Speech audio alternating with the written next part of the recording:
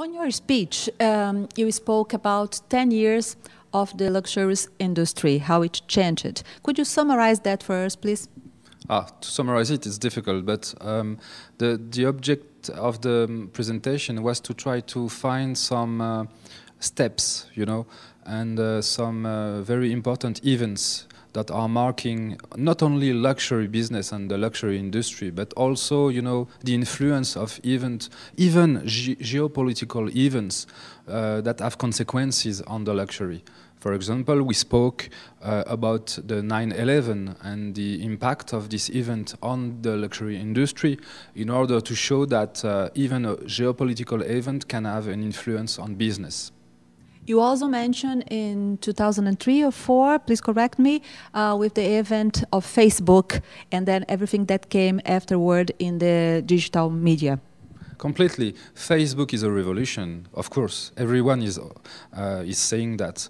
But what is interesting for us in the luxury industry is that Facebook is also a revolution in the way brands are communicating and are organizing their brand strategies. So if you look at Burberry, for example, it's very interesting to see that this brand, which is not the most prominent luxury brand existing, this brand has 3 million of friends, so it's very impressive.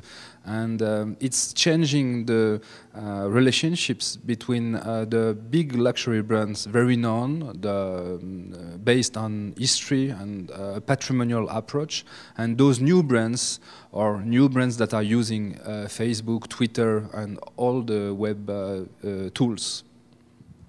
2008, you mentioned Obama and also the world economic crisis. The question is always, how does this interact with the luxury industry?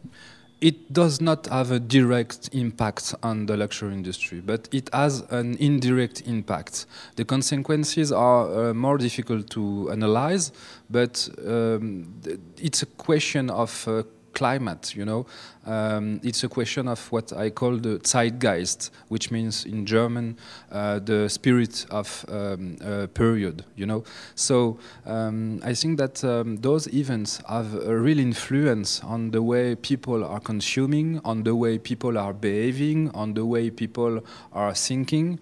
So it has an impact, but not a direct one, a deferred one. It's you will see the consequences during years, but sometimes years later. Talking a little bit more about social medias, could you make us a connection between luxury industry and Facebook, Twitter, YouTube, and everything that there is now in the digital world? Yes, now it's a reference, and the luxury industry is using those media, those new medias. But the problem is that most of the brands are not all in the same situation. Some of the brands are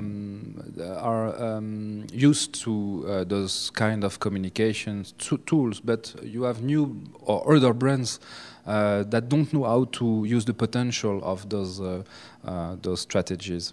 So it's very interesting now because it's like, during the Jurassic, the dinosaurs that were disappearing, and you have the same evolution in the luxury industry. Some brands will die or will be in danger because they don't know how to react and how to use those social medias. Talking about Brazil now, we have 2 big sport events coming on. How do you think the luxury industry is going to interact with these 2 events here in Brazil? Yes, it will have an impact on the infrastructures, and so the roads, the trains, and all the means of transportation will be very important to enable to develop the tourist infrastructure. So I think that those events in the field of sports will have a real influence on luxury business and other business. So this is really important.